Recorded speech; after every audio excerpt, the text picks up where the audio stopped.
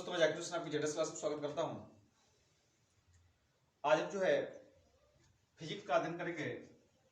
नई टॉपिक होगी, नया चैप्टर होगा तरंग गति। अब देखिए, इस तरंगों की गति में पढ़ेंगे। ये पहले दे दिया है कि तरंग गति क्या होती है, तो तरंगों की द्वारा उत्पन्न गति को क्या कहते हैं? तरंग गति कहते हैं। तरंगों के द्वारा उत्पन्न गति तरंग गति कहलाती है।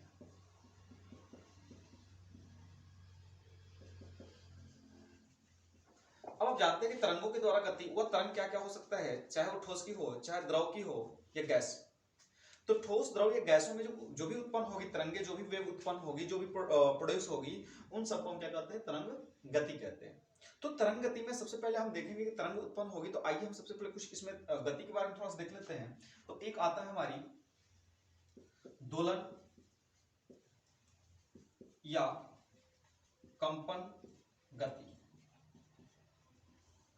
ऑस्किलेटरी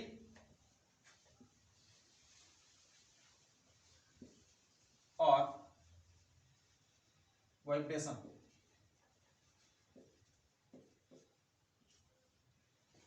देखिए बच्चों, दोलन गति क्या होती है?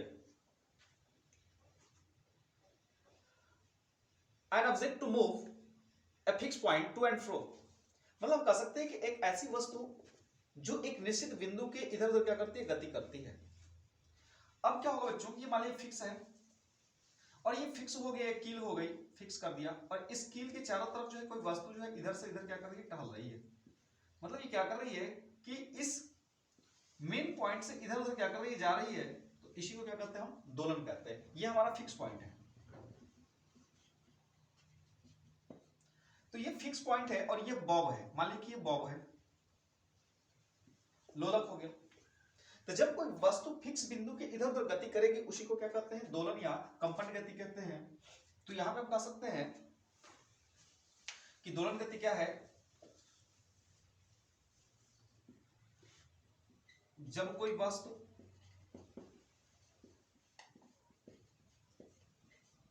साम्य बिंदु के इधर उधर गति करती है, टू एंड फ्रो गति करती है, उसे दोलन गति या कंपन कहते हैं।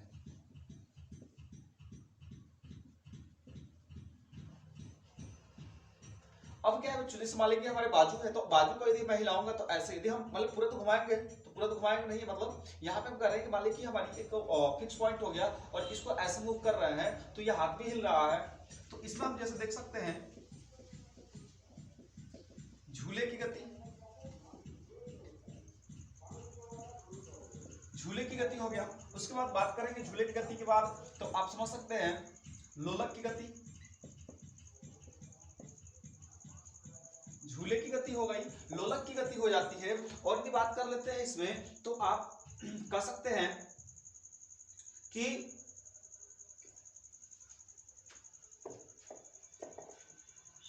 पेंडुलम की गति कह सकते हैं, पेंडुलम।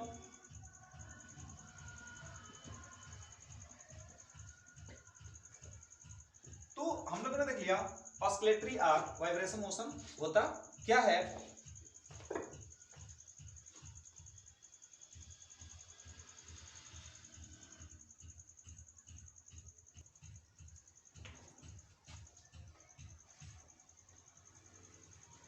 अब देखिए बच्चों, देखेंगे हम कि एक दोलन होता क्या है।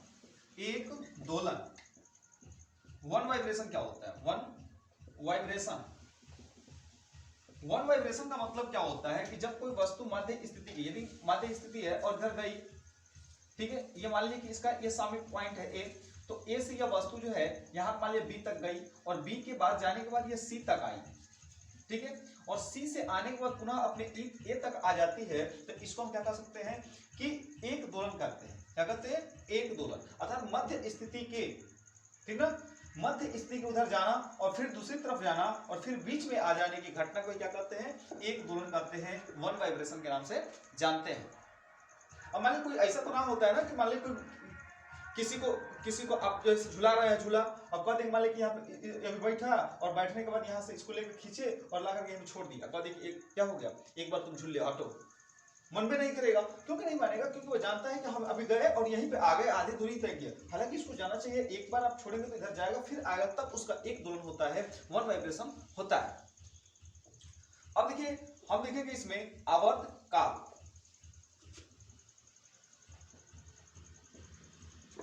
आवर्त काल क्या होता है, देखिए टाइम पीरियड।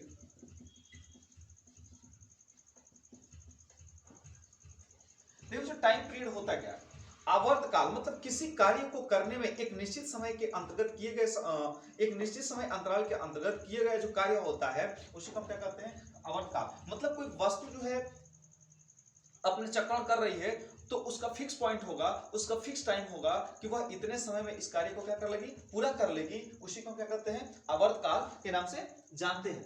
तो यदि हम बात कर लेते हैं यहाँ पे आवर्त काल के साथ साथ जो है आवर्त काल, देख लीजिए यहाँ पे क्या है कि आवर्त काल में यदि मैं कह दूं कि जैसे हम जानते हैं कि पृथ्वी जो होती है, पृथ्वी अपना परिक्रमण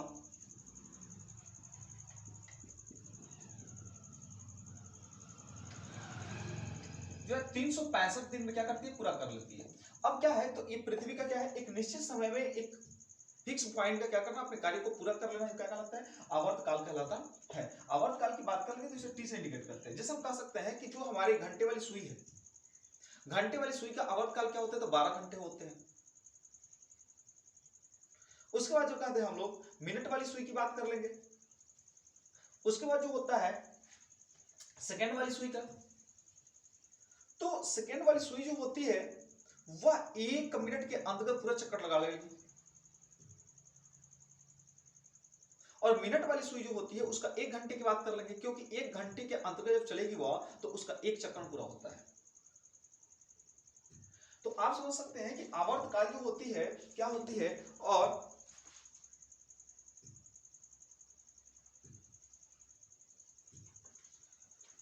तो हमने बता दिया बच्चों आवर्त काल क्या होता है, और एक होती है आवर्ती गति, इसी के एवज में आती है आवर्ती गति। इसको थोड़ा समझ लेते हैं, दोनों को एक साथ समझ लेते हैं। आवर्ती गति, पीरियोडिक मोशन।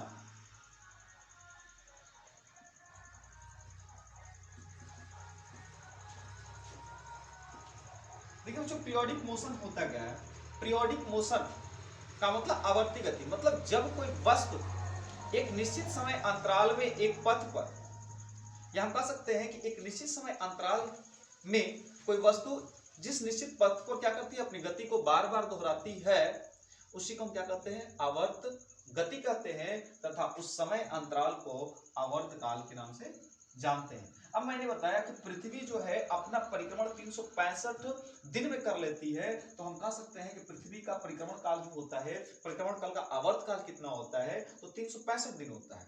दूसरी बात, यदि हम घड़ी की बात करें, आते हैं घड़ी वाले में बच्चों, तो घड़ी में घंटे वाली सुई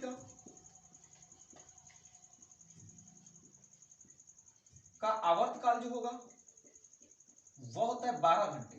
क्योंकि 12 घंटे के बाद जो होती है सुई जो होती है अपना एक चक्रण जो है पूरा करेगी। उसके बाद जो है मिनट वाली सुई की बात कर लेंगे, तो मिनट वाली सुई के जो आवर्त काल होता है वह 1 घंटा होता है। फिर कहते हैं कि बताइए सेकेंड वाली सुई का आवर्त काल कितना होगा, तो वह होता है 1 मिनट। मतलब कहने का मतलब क्या है कि 1 मिनट के अंतर्गत जो है वह सुई जो होगी अपना पूरा एक चक्रण सेकेंड वाली कर लेती है। फिर जब घंटे वाली सुई जो लगती है 1 घंटा कब करती है, कि जब वो 60 मिनट टिक टिक टिक टिक करते हुए अपने टाइम पे क्या हो जाएगी, फिर आ जाएगी। मतलब 12 से चली और फिर 12 पे आ गई, इसका मतलब उसने 60 मिनट तक तय किया, और 60 मिनट तक या तो किसने कर लिया, वह 1 घंटा ले ली। तो मिनट वाली सुई का आवर्त काल 1 घंटा होता है, वह 1 घंटे में अपना एक चक्रण पूरा करती है, और सेकंड वाली सुई 1 मिनट में एक चक्रण पूरा करती है, और घंटे वाली सुई जो है 12 घंटे में जो होती है अपना एक चक्रण पूरा करती है। तो हम लोगों ने देख लिया कि पृथ्वी अपना आवर्त काल। अब घूर्णन की बात कर लेंगे, तो पृथ्वी का घूर्णन का आवर्त काल कितना होता है, तो वो 24 घंटे के अंतर्गत जो होती है पूरा कर लेती है। तो आप समझ गए होंगे कि आवर्त का टाइम पीरियड क्या होता है और आवर्ती गति क्या होती है। आवर्ती गति मतलब निश्चित पथ पर बार बार दोहराना। अब मान लीजिए कोई प्रेमी है, वो क्या कर रहा है बेचारा कि अपनी प्रेमिका के घर को हर दिन क्या कर रहा है, एक चक्कर लगा दे रहा है, और उसका टाइम फिक्स होगा कि 5 मिनट में लगाएगा कि 7 मिनट में लगाएगा कि उसको 1 घंटा लगाना है, और तो बेचारा वही जानता होगा। तो उसका भी क्या होगा, फिक्स आवर्त का मतलब उस घर के चारों तरफ क्या कर रहा है, राउंड ले रहा है। तो हम लोगों ने आवर्त काल देखिए, आवर्त गति पढ़ी, periodic motion, time period, oscillatory motion और वन वाइब्रेशन होता क्या है।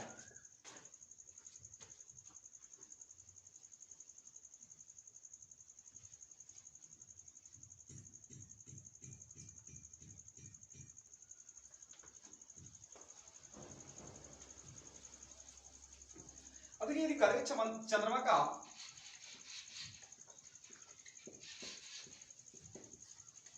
आवर्त काल जो होता है कितना होता है, तो चंद्रमा का आवर्त काल जो होता है वह 27.3 दिन होता है।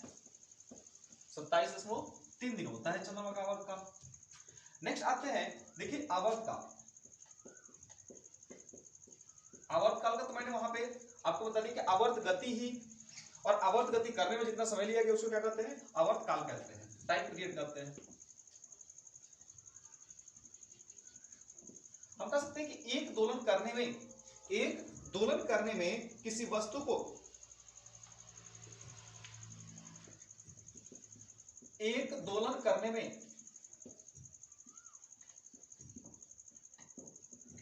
लिया गया समय एक दोलन करने में लिया गया समय ही क्या कहलाता है, आवर्त काल कहलाता है। उसी को जब एक दोलन करने में जो समय लेती है, इस समय को हम क्या कहते हैं, कंपन गति कहते हैं, दोलन गति कहते हैं, आवर्त काल कहते हैं। ठीक है, देखिए आवर्त काल को इसका अन्य नाम क्या क्या है, तो अन्य में हम कह सकते हैं इसका दोलन काल, कंपन काल, परिक्रमण काल,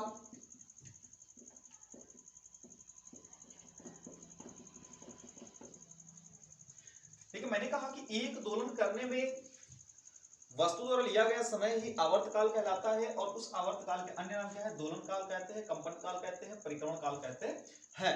और इसे किससे प्रदर्शित करते हैं, तो इसे टी से प्रदर्शित करते हैं, और टी से इसे क्या करते हैं, प्रदर्शित करते हैं। और साथ ही साथ इसका जो मात्रक होता है, यूनिट जो होती है, इकाई जो होती है या मात्रक जो होती है, वह चूंकि समय ही तो है, तो समय का मात्रक क्या होगा, यहाँ पे सेकंड होता है। तो हम कह सकते हैं कि इसकी यूनिट जो होती है वो क्या होती है बच्चों, सेकंड होती है। तो आपने देखिए आवर्तकाल क्या होता है।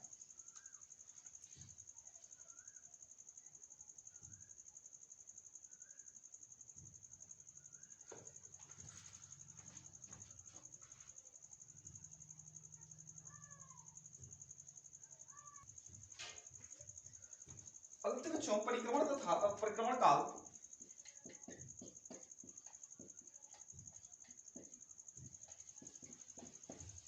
तथा कोणीय वेग में संबंध।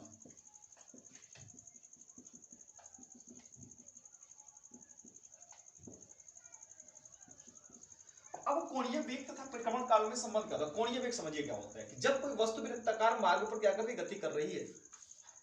जैसे मान लीजिए कि हमारी वस्तु है और इस पर क्या कर रही है, गति कर रही है कोई वस्तु, तो जब वस्तु ये वृत्तीय मार्ग पर करेगी तो क्या करेगी, कुछ ना कुछ कोण विस्थापित करेगी। मतलब जो कोणीय विस्थापन तय करती है उसी कोणीय विस्थापन को क्या कहते हैं, कोणीय वेग कहते हैं।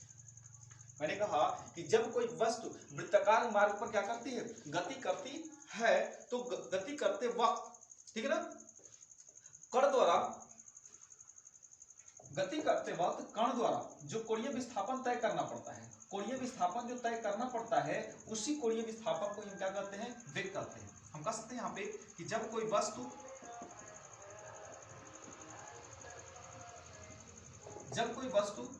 वृत्ताकार मार्ग पर,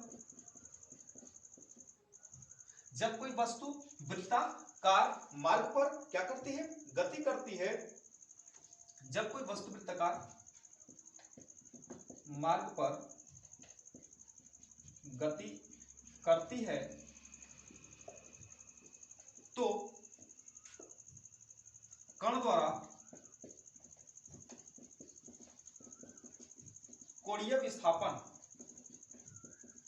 कण द्वारा कोणीय विस्थापन है ना, कण द्वारा क्या होता है, कोणीय विस्थापन तय करने की दर, कण द्वारा कोणीय विस्थापन तय करने की दर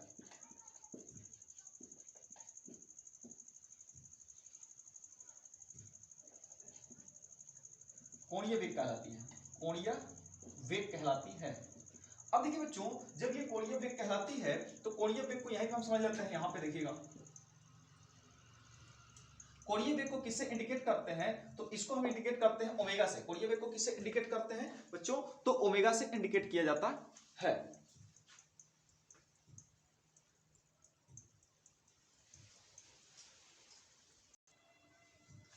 कोणीय वेग को किससे इंडिकेट करते हैं बच्चों, तो कोणीय वेग को हम इंडिकेट करते हैं ओमेगा से। अब रिलेशन की बात कर रहा है कि इसमें क्या संबंध होगा, तो आइए संबंध देखते हैं। यदि परिक्रमण काल t होता है तो t बराबर होता है 2 पाई बाई, हाँ, कोणीय वेग बराबर होता है ओमेगा बराबर 2 पाई बाई t होता है, या हम इसको कहते हैं t बराबर 2 पाई बाई ओमेगा होता है। ओमेगा क्या है, तो ओमेगा जो है कोणीय वेग है और t जो है आपका आवर्तकाल है, टाइम पीरियड होता है। ठीक है,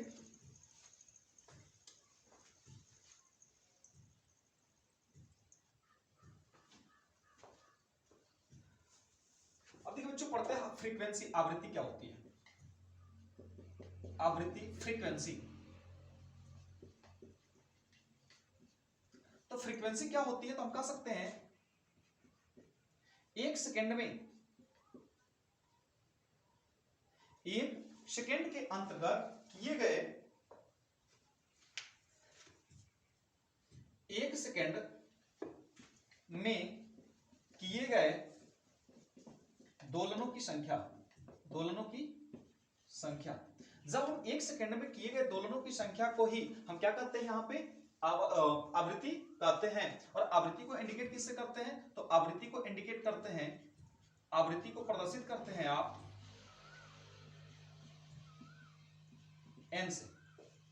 तो यदि हम मान लेते हैं कि आवृत्ति, अब यदि इसकी यूनिट की बात कर लेंगे तो यूनिट का मात्रक जो होता है हर्ट्ज होता है, हर्ट्ज या सेकेंड इनवर्स होगा, सेकेंड इनवर्स, हर्ट्ज या सेकेंड इनवर्स होता है इसका मात्रक। अब देख लेते हैं कि आवृत्ति और आवर्तकाल में संबंध क्या होता है। यदि हमें क्या होगा कि हमें जब क्या होंगे न्यूमेरिक लगाने होंगे या न्यूमेरिकल जब आ जाएगा पेपर में, तो आप कैसे लगाएंगे, क्योंकि सिंपल होता है, ये एक एक लाइन का क्वेश्चन है और एक एक लाइन वन लीनियर क्वेश्चन है, तो वहां पे क्या होता है तुरंत जो होता है क्वेश्चन यहां से उठा कर दे देता है। तो हम लोग जब नहीं सूत्र जानेंगे तो कैसे लगाएंगे, तो आवृत्ति तथा आवर्तकाल में संबंध, आवर्तकाल में संबंध, relation between frequency and the time period, relation between frequency and time period। अब देखिए आवृत्ति तथा आवर्तकाल में, तो हम देखें कि एक सेकंड में किए गए दोलनों की संख्या, एक सेकंड में किए गए दोलनों की संख्या को हमने क्या लिख दिया, 1/n लिख दिया, क्योंकि एक सेकंड में किए गए दोलनों की संख्या जो होती है वो क्या है, 1/n है। ठीक है,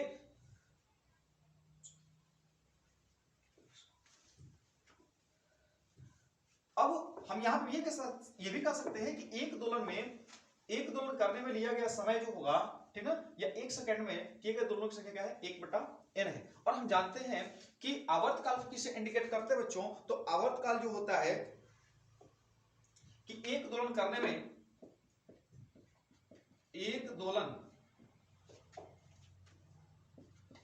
में लिया गया समय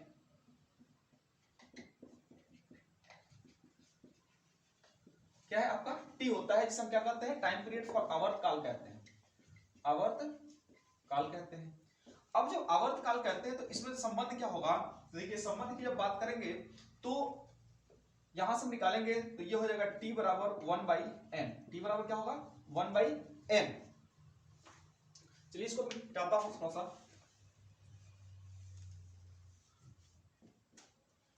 t बराबर क्या हो गया 1/n हो गया, तो हम इसी को लिख सकते हैं कि n बराबर 1/t या t बराबर 1/n, यहां से हटाइए इसको।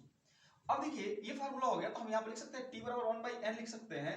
तो हम जानते हैं कि t बराबर क्या होता है, अभी हम लोगों ने देखा था फार्मूला कि t बराबर जो होता था वह होता था 2π/ओमेगा, 2π/ओमेगा बटा में n। तो यदि कोणीय संबंध में निकाल देंगे हम तो ओमेगा बराबर क्या हो जाएगा 2πn हो जाएगा, 2πn। यहां से ओमेगा ओमेगा ओमेगा और कोणीय वेग तथा आवृत्ति में संबंध हो गया, कोणीय वेग और आवृत्ति में संबंध जो होता है ओमेगा बराबर क्या होता है 2πn होता है।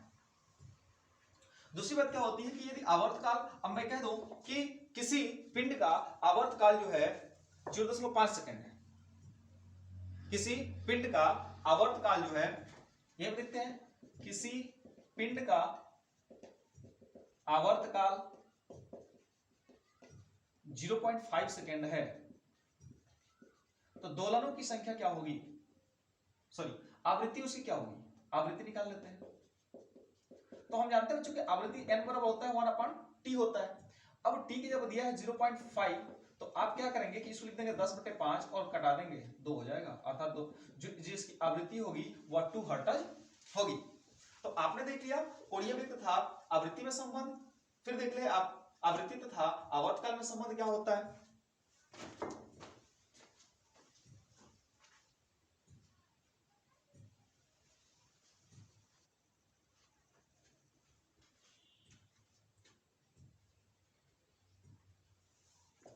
अब देखो बच्चों आवर्तकाल समय लगता है साम्य स्थिति क्या होती है, साम्य स्थिति इक्विलिब्रियम पोजीशन, इक्विलिब्रियम पोजीशन क्या होता है, साम्य स्थिति होती क्या है। देखिए हम कह सकते हैं कि जो गोलक होता है जिस बिंदु के इधर उधर गति करता है, ठीक ना, मतलब पिंड जिस बिंदु के इधर उधर गति करता है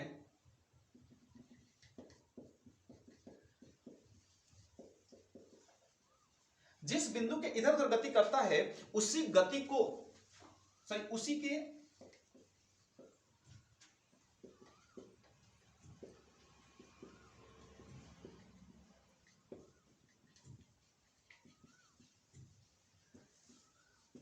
देखिए मैंने क्या कहा, पिंड जिस बिंदु के इधर उधर गति करता है।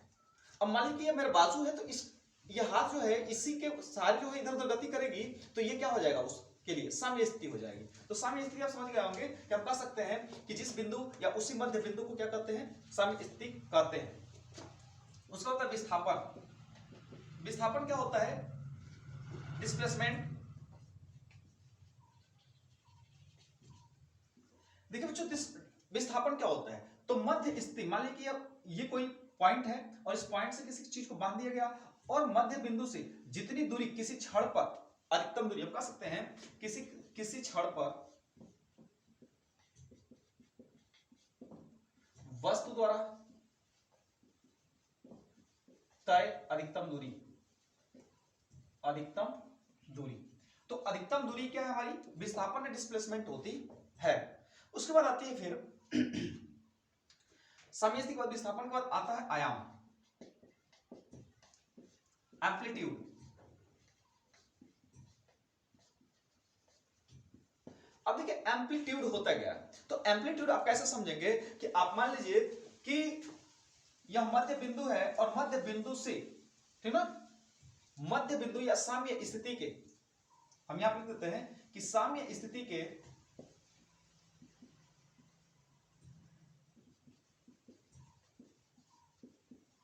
किसी भी तरफ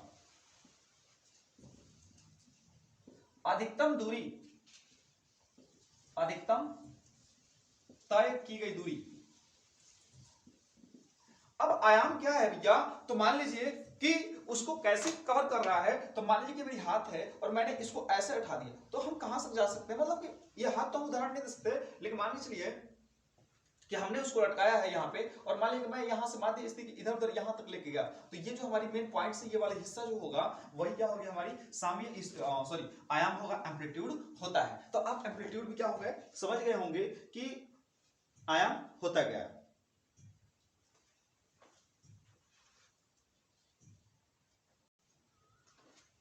अब देखते हैं बच्चों के आवर्त गति के प्रकार कितने होते हैं।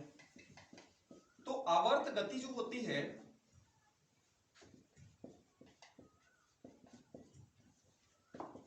टाइप्स ऑफ पीरियोडिक मोशन,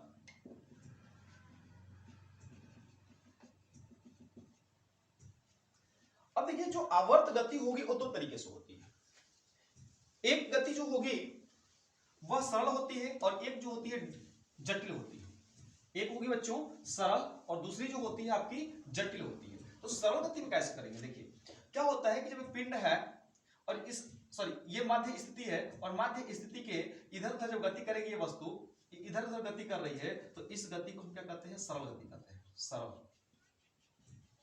वैसे तो ये कंपन ये दोलन गति में आएगा, लेकिन हम आवर्त गति की बात कर रहे हैं तो दो तरीके से। जब मध्य बिंदु के सामने स्थिति इधर उधर गति कर रही है तो इस गति को हम कहेंगे लीनियर मोशन कहेंगे, सरल गति कहेंगे, सिंपल मोशन की तरह जानेंगे इसको। और दूसरी क्या होती है कि जब कोई वस्तु जो होगी इस पॉइंट के चारों तरफ गति करना शुरू कर देगी, ठीक है, मतलब किसी बिंदु के अनुदिश गति करना वृत्तीय मार्ग पर गति करना शुरू कर देती है, तो इस गति को आप क्या कहते हैं, जटिल गति कहेंगे। तो सरल आवर्त गति जो होंगे ये दो प्रकार के होंगे, सॉरी आवर्त गति दो प्रकार के होंगे, एक होगा सरल और दूसरा जो होता है आपका जटिल। तो जटिल में आपने क्या देखा कि जो वस्तु गति करेगी वह एक निश्चित बिंदु के अनुदिश वृत्ताकार मार्ग पर गति करेगी, और सरल में क्या करेगी कि मध्य बिंदु के इधर उधर गति करेगी, तो इसको हम कहेंगे सरल रेखीय गति। अब सरल रेखीय गति में यदि आप एग्जांपल लेना चाहते हैं तो आप समझ सकते हैं, यहीं पे ले सकते हैं झूला की गति, और यहां पर लेना चाहते हैं तो आप ले सकते हैं पृथ्वी की गति एग्जांपल में। तो आप समझ गए होंगे कि आवर्त गति कितने प्रकार की होती है, दो प्रकार की होती है, सरल होती है और जटिल होती है।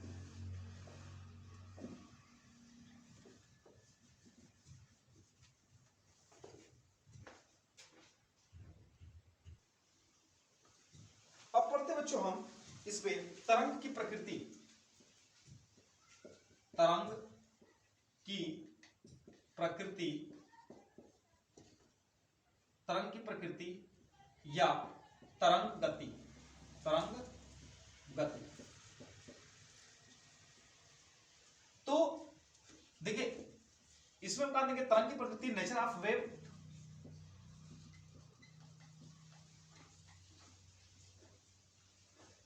और वेव मोशन।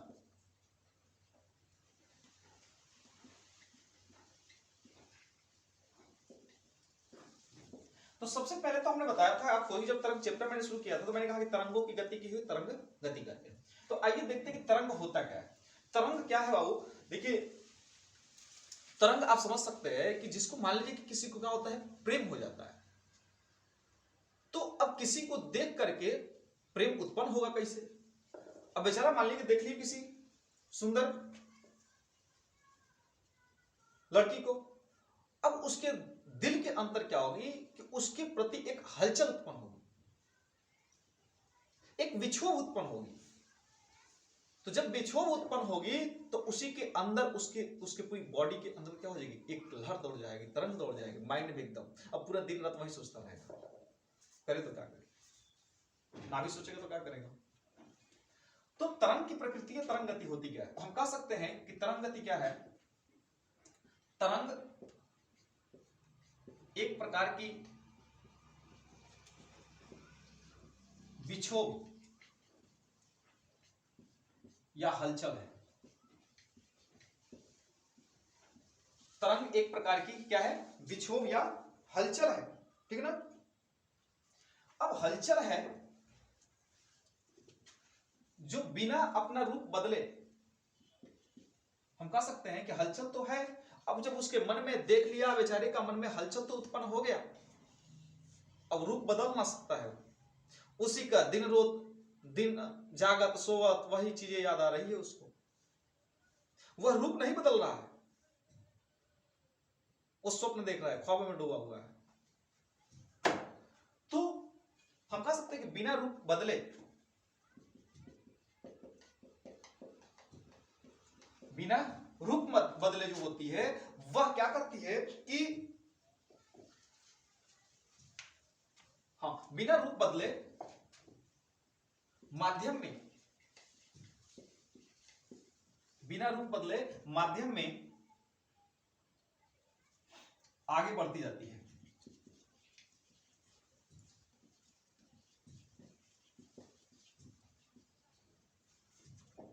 तो आगे बढ़ने की घटना को हम क्या कहते हैं, तरंग गति कहते हैं। तो आपने देखा कि तरंग क्या है, हमारी अंदर क्या है, एक प्रकार का विक्षोभ है, हलचल है, ठीक है।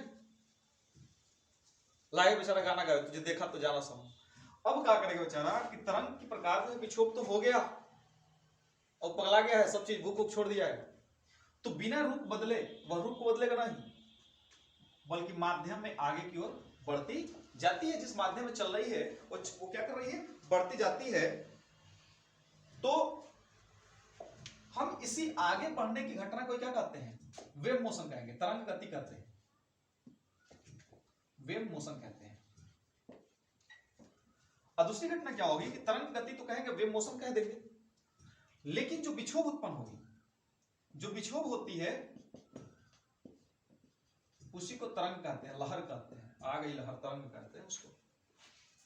अब समझ गए कि जैसे ये चीजें उठ रही है ऐसे तरंग चल रही है, तो ये विक्षोभ उत्पन्न हो गया, हलचल हो गई।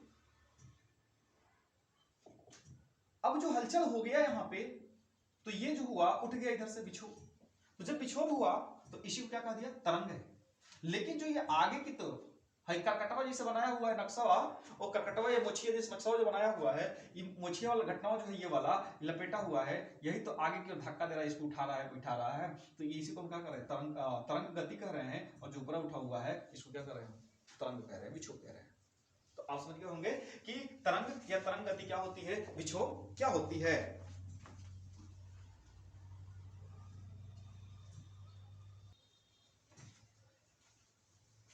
अभी बच्चों देखते हैं तरंग गति। चलिए हम उदाहरण देख लेते हैं इसमें। पहले उदाहरण क्या होगा, अब मान लीजिए कि ये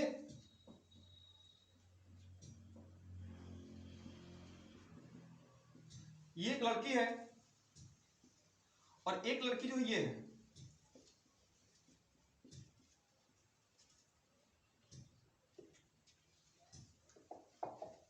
अब ये क्या कर रही है, एक दूसरे के साथ जो है हाथों से ये रस्सी पकड़ रही है।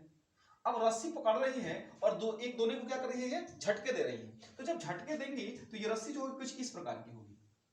तो हम तरंग का उदाहरण देख सकते हैं किसमें, कि जब रस्सी को किसी खुट्टे से या किसी बिंदु से या दो लोगों को पकड़ा करके और उसको एक झटका दिया जाता है, तो जो उसमें गति होती है वो तरंग की गति होती है। दूसरा हम कह सकते हैं कि तरंग गति कि यदि ये पानी है और इस पानी के अंदर जो है किसी ने क्या कर दिया, पत्थर मार दिया, तो जो पत्थर मारेगा तो इसमें जो गति होगी कुछ इस प्रकार की हलचल देखने को मिलती है। तो जो हलचल देखने को मिलती है इसी को क्या कहते हैं, हम तरंग गति कहते हैं। तो तरंग गति, पत्थर जैसे हम कह दिए, ये कह दिए कि पानी में पत्थर फेंकने पर जो गति उत्पन्न होती है वो कौन सी गति होती है, तो आप कह देंगे तरंग गति होती है। दूसरा, रस्सी को झटका देने पे कौन सी गति उत्पन्न होती है, तो यह गति जो होती है तरंग गति होती है। अब देखिए तरंगे जो होती है किस रूप में चलती है, तो हम कह सकते हैं यहाँ पे कि श्रृंग एवं गर्त के रूप में चलती है। श्रृंग एवं गर्त के रूप में तरंगे चलती हैं। श्रृंग एवं गर्त के रूप में जो होती है तरंगे चलती है, आगे की ओर बढ़ती है। अब देखिए बच्चों, तरंगों की हम कुछ विशेषताएं देख लेते हैं।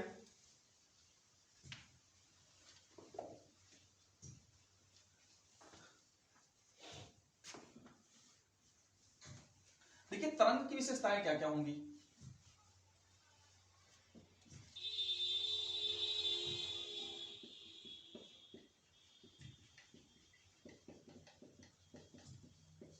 तो आइए देखते हैं तरंग की विशेषता क्या होती है। तरंग की विशेषता किसे कहते हैं? तरंगे जो होती है हम कह सकते हैं कि तरंग के कण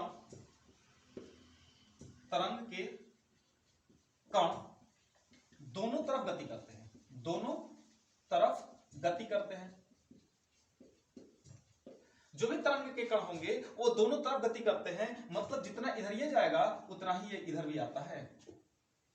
ठीक है। दूसरा बात कह सकते हैं कि एक तरंग खत्म होने पर, एक तरंग जो होगी खत्म होने पर क्या होता है कि तरंग गति में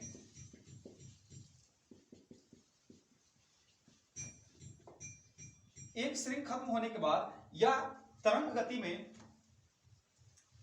एक पहली गति या प्रथम गति समाप्त होने के बाद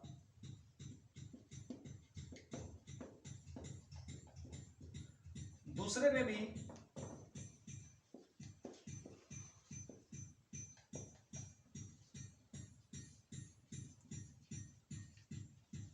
वैसी ही गति पाई जाती है। अब ऐसा नहीं मान लीजिए कि ऐसे जा रहा है तो एक श्रृंग खत्म होगा तो ये वाला चेंज हो जाएगा, नहीं, वैसे ही आगे की ओर बढ़ता जाता है। तो हम लोगों ने देखा कि तरंग की विशेषता ये थी कि तरंग के कण दोनों तरफ गति करते हैं। सबसे मोस्ट इंपॉर्टेंट यही है कि तरंग के कण किधर किधर गति करते हैं, तो दोनों तरफ गति करते हैं। उसके बाद क्या होता है कि तरंग की जैसी एक गति समाप्त होती है, दूसरी गति क्या होती है, मतलब दूसरी जो होती है उतना ही ऊर्जा से उतना ही श्रृंग या उतना ही गर्त के रूप में आगे की ओर क्या होता है, बढ़ता है।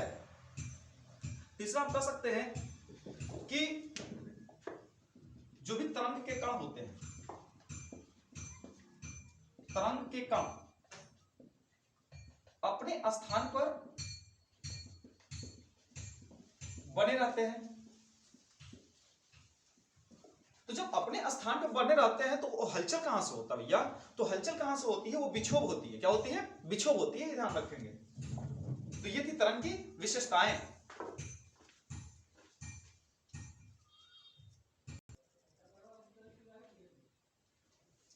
अब types of wave, types of wave, तरंगों के प्रकार।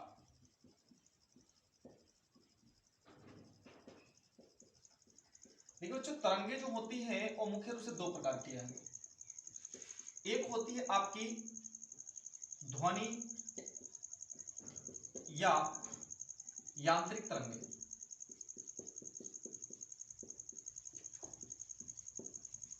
और दूसरी होती है विद्युत चुंबकीय तरंगे।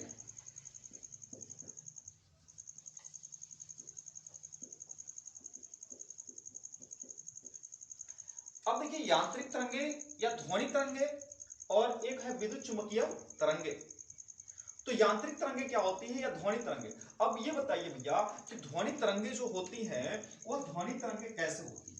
तो ध्वनि तरंग हमें उत्पन्न करना है। जब आपको ध्वनि उत्पन्न करना है तो ध्वनि तो उत्पन्न करने के लिए क्या चाहिए, माध्यम चाहिए।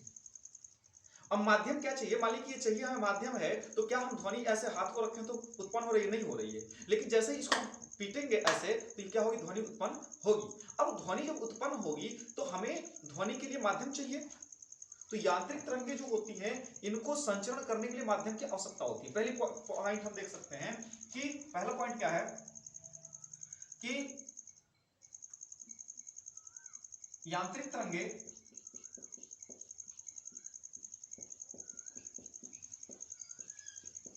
को संचरण करने के लिए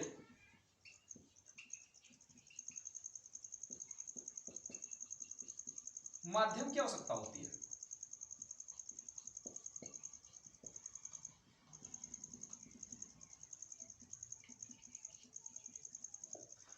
अब ध्वनि जब तरंगे करेगा तो वो क्या कर रहा है, उसको चाहिए माध्यम, कहीं ना कहीं उसको क्या होना चाहिए, माध्यम चाहिए। अब मान लीजिए कि किसी को बुला रहा है बेचारा, किसी को संकेत करना है तो उसको माध्यम की आवश्यकता है ना। अब माध्यम की आवश्यकता कैसे करेगा, मान लीजिए वो इशारा किया पीट देंगे तो तुम चले आना, तो पीट दिया तो इसको क्या हुआ, ध्वनि उत्पन्न हुआ।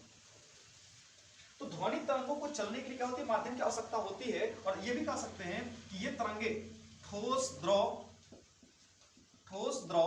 एवं गैस तीनों में संचरण करती है। तीनों में संचरण करती है।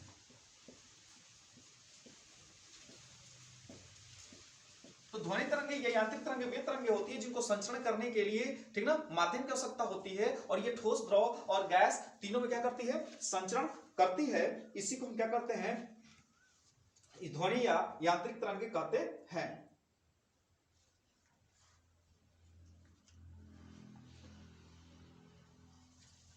अब ये बताइए कि ठोस, द्रव एवं गैस तीनों में संचरण करती है, तो ये उत्पन्न कैसे होती है? तो उत्पन्न कैसे होती है, तो जब हम इसको पीटते हैं तो पीटने के फलस्वरूप कणों के दोलनों द्वारा, तो ध्वनि तरंगे किससे उत्पन्न होती है? तीसरा टॉपिक, कणों के, हम कह सकते हैं कि पीटने पर कणों के दोलनों द्वारा उत्पन्न होती है। कणों के दोलनों द्वारा क्या होती है, उत्पन्न होती है, क्योंकि जैसे ही क्या करेंगे कि जैसे मान लीजिए झटका है ज्यादा जोर तक, अच्छा देखते हैं, और ये जो होती है जब बलवा झाड़ती है आगे करके सब, तो उसमें क्या होती है, झटके की आवाज आती है और लहराता है, तो उसमें क्या होती है, उत्पन्न होती है। या किसी वायर को आप लिए हैं या झटका दे रहे हैं, तो उससे भी क्या होती है, उसमें पीटने पर ये कहीं ना कहीं हवा का प्रहार ये भी पड़ रहा है, तो उससे क्या होती है, दोलन होता है, और दोलन के फलस्वरूप जो होती है ध्वनि तरंगे उत्पन्न हो जाती है। ध्वनि तरंगों को हम प्रत्यास्थ तरंग के नाम से भी जानते हैं। यांत्रिक तरंग को चौथा टॉपिक कह सकते हैं कि यांत्रिक तरंगे,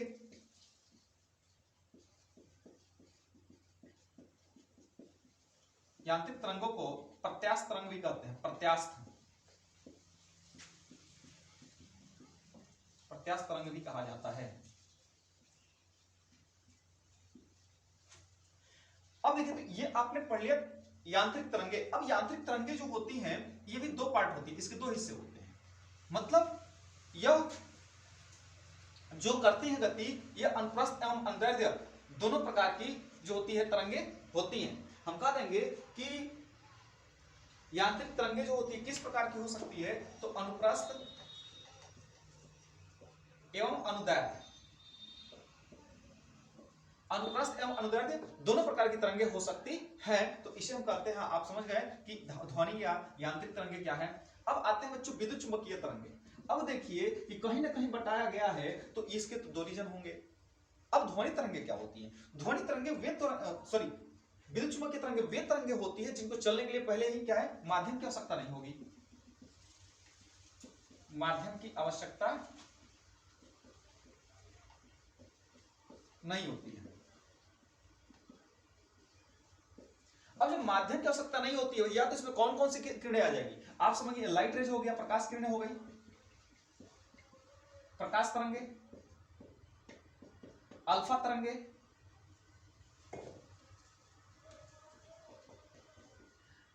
रेडियो तरंगे हो गई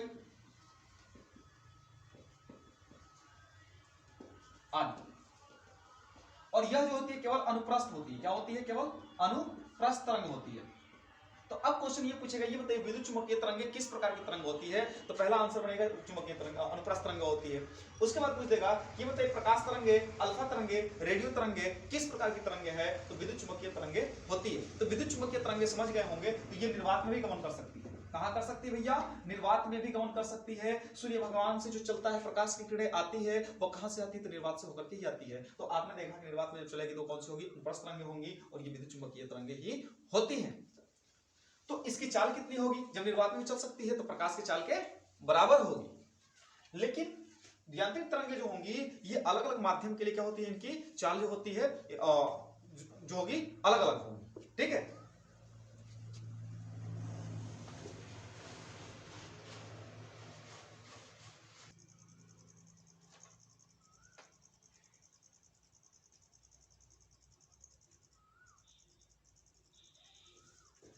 अब देखिए बच्चों, हम लोग पढ़ा के तरंगों के प्रकार जो थे, इसमें दो प्रकार की है, यांत्रिक तरंगे और विद्युत चुंबकीय तरंगे। यांत्रिक तरंगे जो होती है दो प्रकार की होती है, अनुप्रस्थ, ट्रांसवर्जल,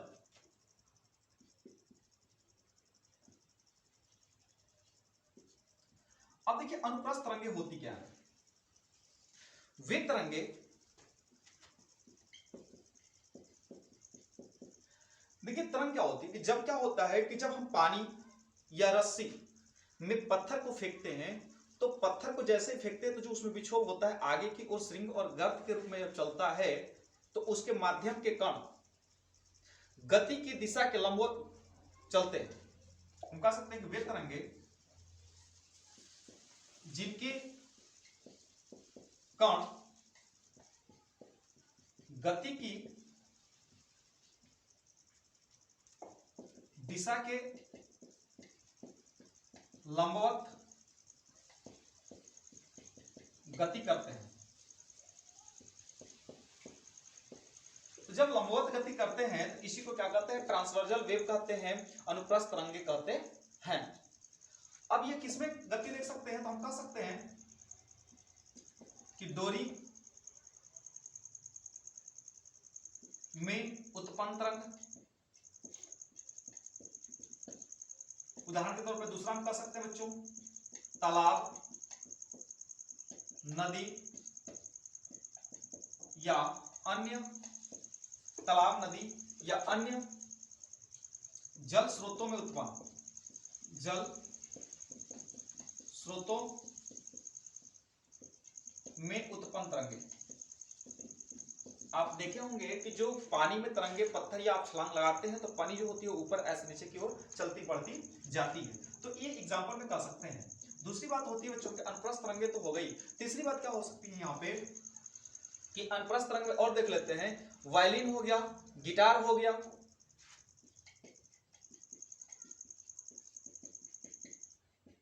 सितार हो गया, अब यहां कह सकते हैं वाद्य यंत्र। वाद्य यंत्रों में जो भी उत्पन्न होती है तरंगे वो क्या होती है? अनुप्रस्थ तरंगे होती है। तो हम कह सकते हैं चौथा पॉइंट कि जब यह तरंगे ऐसे चलती है तो एक श्रृंग तथा दूसरे श्रृंग, एक श्रृंग तथा दूसरे श्रृंग के बीच की दूरी को तरंग दैर्घ्य कहते हैं। तरंग दैर्घ्य। और तरंग दैर्घ्य को किससे इंडिकेट करते हैं? लैम्डा से करते हैं। तरंग दैर्घ्य को हमेशा लैम्डा से इंडिकेट करते हैं। आइए और देख लेते हैं बच्चों इससे अनुप्रस्थ तरंगों से और बातें क्या है। तो अनुप्रस्थ तरंगे से और बातें ये है कि पांचवी बात पॉइंट कह सकते हैं कि यह तरंगे केवल ठोस और द्रव में उत्पन्न की जा सकती है। अब ठोस और द्रव में ही क्यों उत्पन्न होगी? तो क्योंकि इनकी सतह पर क्या होगी? दृढ़ता होगी। हम कह सकते हैं क्यों? दृढ़ता के कारण।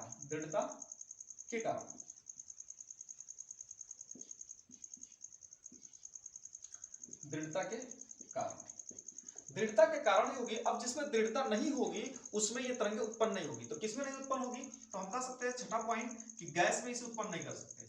अनुप्रस्थ तरंगे गैस में उत्पन्न नहीं होती है। अब बताइए भैया गैस में उत्पन्न क्यों नहीं होती? तो क्योंकि फ्लेक्सिबल होती है, इसमें दृढ़ता थोड़ा भी होता ही नहीं है। तो जब दृढ़ता होगा ही नहीं, जब इसको हम पीटेंगे तो ये उत्पन्न ही नहीं होगी। तो हम कह सकते हैं कि इसमें गैसों में जो होती है यह अनुप्रस्थ तरंगे उत्पन्न नहीं होती है। तो ये सारी चीजें जो थी आप अनुप्रस्थ तरंग को देख लिए और अनुप्रस्थ तरंग से क्या क्या होती है, घटनाएं क्या क्या है, इन सब के बारे में क्या किए, जान लिए। अब देखते हैं बच्चों अनुदैर्ध्य तरंगे, लॉन्गिट्यूडनल वेव, ये क्या होती है थोड़ा सा इसमें देख लेते हैं हम लोग।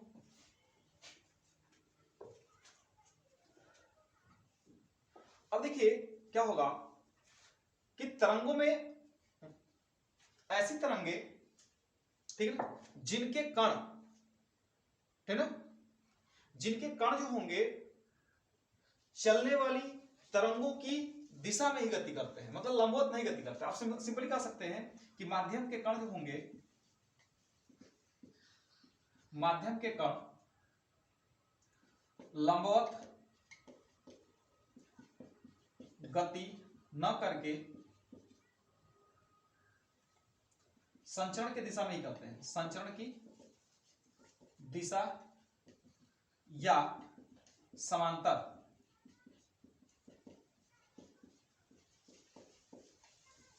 समांतर गति करते हैं। तो इसको किसमें देख पाएंगे हम लोग बच्चों? अब देखिए घर पे सभी लोग चिमटा देखे ही होंगे। अब चिमटा का ना देखा तो चिमटी तो देखबे किए होंगे, चिमटी को ना देखा तो जाके किन लीजिएगा। अब क्या होता है कि यदि मान लीजिए कोई चिमटा बना हुआ है, ये चिमटा है, और इसको हम क्या करेंगे, यदि इसके सिरों को छोड़ देंगे, इसको खींच करके हम क्या करेंगे, छोड़ देंगे। तो जब खींच करके छोड़ देंगे तो ये आपस में ऐसे जो होता है गति करता रहता है। तो ऐसे गति करता रहता है। तो इसमें जो हम देखे कि इसमें जो गति उत्पन्न हो रही थी श्रृंग और गर्त के रूप में हो रही थी, लेकिन यहां पे गति जो होती है मतलब इसमें संपीड़न एवं विरलन में होती है, संपीड़न एवं विरलन। अब संपीड़न एवं विरलन क्या होता है? जहां पर झटका देने के बाद ये ऐसे ही लेगा, तो जहां पे पास पास होगा, ज्यादा नजदीक आएगा, उसको संपीड़न कहते हैं, मतलब पास पास सट गया। और जहां पे विरलन मतलब दूर दूर हो जाएगी, उसको क्या करेंगे, विरलन। जैसे मान लीजिए कि ऐसे चला ये, तो ये संपीड़न हो गया, और ऐसे दिखना शुरू कर दिया तो इसको कहेंगे विरलन कहते हैं। तो संपीड़न और विरलन के रूप में क्या करती है, ये आगे बढ़ती है। दूसरा कह सकते हैं किसमें हम देख सकते हैं, तो इसको हम देख सकते हैं बच्चों स्प्रिंग में, क्योंकि स्प्रिंग जो होती है, स्प्रिंग में उत्पन्न, स्प्रिंग में जो भी उत्पन्न जो होती है वह किससे होती है, जब स्प्रिंग को खींच करके छोड़ देंगे तो ये अपने ऊपर नीचे, जो ऊपर नीचे नहीं बल्कि क्या होता है, एक दूसरे के लॉन्गिट्यूडिनल जो होती है आगे की ओर बढ़ती है, तो इसको कहते हैं अंदर तरंगे। अब देखिए ये अंदर तरंगे जो होती है, ये ठोस, द्रव एवं गैस तीनों में उत्पन्न होती है, तीनों में उत्पन्न होती है। तो अंदर तरंगे जो होती है ठोस, द्रव, गैस तीनों में होती है। अब क्वेश्चन ये बनेगा कि ये बताइए कौन सी ऐसी तरंग है जो तीनों में उत्पन्न होती है, तो आप कह देंगे ठोस, द्रव और गैस तीनों में उत्पन्न होती है। उसके बाद देखिए कौन सी ऐसी गैस है, सॉरी कौन सी ऐसी तरंगे है जो केवल ठोस और गैस में उत्पन्न होती है, तो सॉरी ठोस और द्रव में उत्पन्न होती है, आप बता देंगे अनुप्रस्थ तरंगे होती हैं। उसके बाद ये पूछ देगा कि ये बताइए कि क्या, एक और मोस्ट इंपॉर्टेंट क्वेश्चन, ये बताइए कि क्या गैस जो अनुप्रस्थ तरंगे है, क्या गैस के अंदर द्रव के अंदर उत्पन्न हो सकती है? हम कहेंगे द्रव के अंदर जो उत्पन्न नहीं हो सकती है, क्योंकि वहां पर जो होता है दृढ़ता जो होती है कम पाई जाती है, और जल की सतह पर दृढ़ता ज्यादा पाई जाती है। तो ये भी क्वेश्चन बहुत इंपॉर्टेंट था कि जल की अंदर जो है हम अनुप्रस्थ तरंगों को उत्पन्न नहीं कर सकते हैं।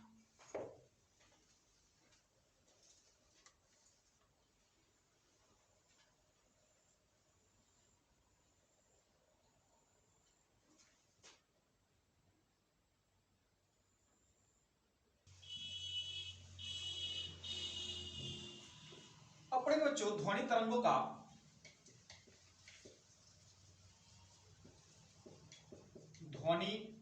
तरंगों का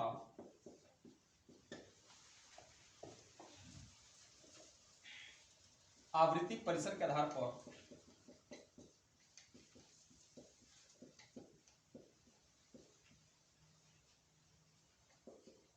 पर वर्गीकरण, मतलब ध्वनि तरंगे जो होती हैं, जैसे हमने यांत्रिक तरंगे मैकेनिकल पढ़ लिया था, मैकेनिकल वेव क्या होती है, आवृत्ति तरंगे क्या होती हैं, या सॉरी यांत्रिक तरंगे क्या होती हैं। तो यांत्रिक तरंगों में हम लोगों ने पढ़ लिया, तो उस यांत्रिक तरंगों को जो है आवृत्ति के आधार पर जो है इनको 3 पार्टों में बांटा गया है।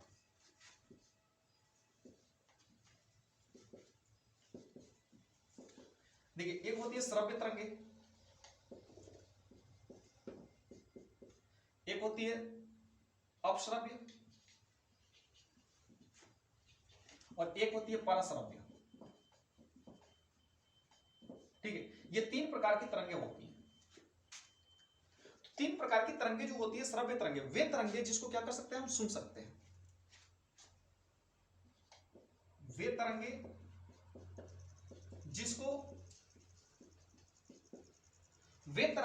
जिसको क्या कर सकते हैं, हम सुन सकते हैं, ठीक ना। वे तरंगे जिसको हम आसानी पूर्वक सुन सकते हैं।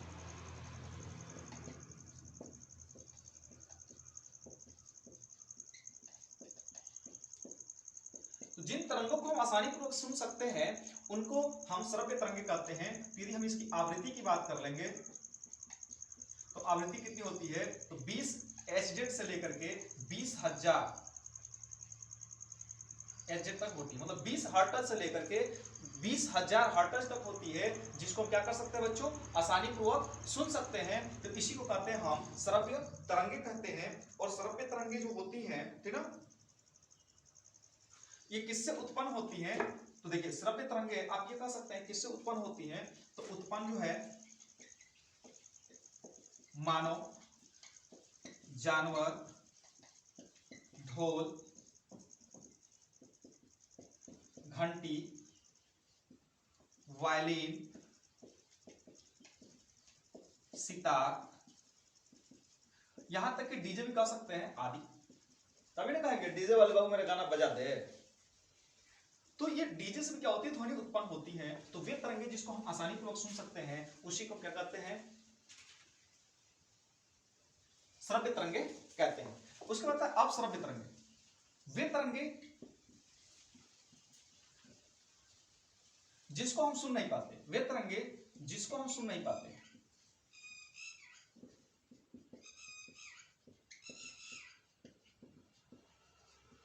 तो जिन तरंगों को हम सुन नहीं पाते हैं, ठीक है ना, उसी को हम नहीं, मतलब सभी लोग कर रहे हैं, जिनको हम सुन नहीं पाते हैं उसी को अपश्रव्य तरंगे कहते हैं। तो इसकी आवृत्ति जो होती है कितनी होती है?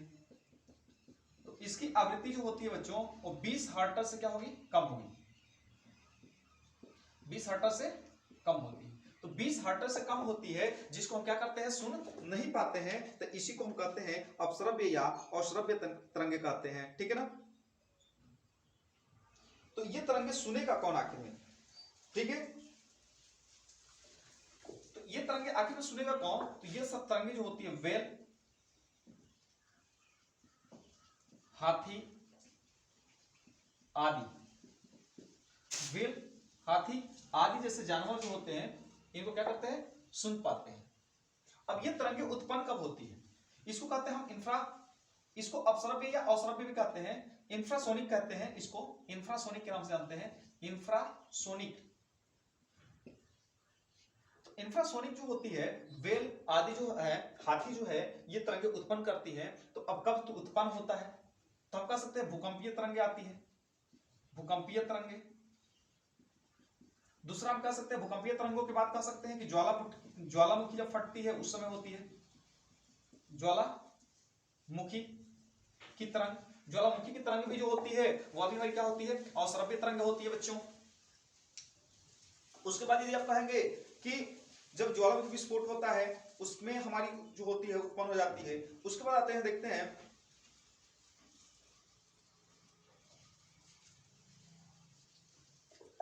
पराश्रव्य तरंगे। अब देखिए पराश्रव्य तरंगे जो होती हैं वे तरंगे जिनकी आवृत्ति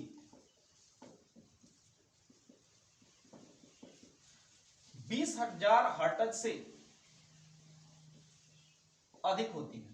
तो जिन तरंगों की आवृत्ति जो होती है 20,000 हर्ट्ज से क्या होती है, अधिक होती है, ऐसे तरंगों को आप क्या कहते हैं? तो ऐसे तरंगों को कहते हैं पराश्रव्य तरंगे कहते हैं। और पराश्रव्य तरंगों को जो है हम सुन नहीं पाते हैं।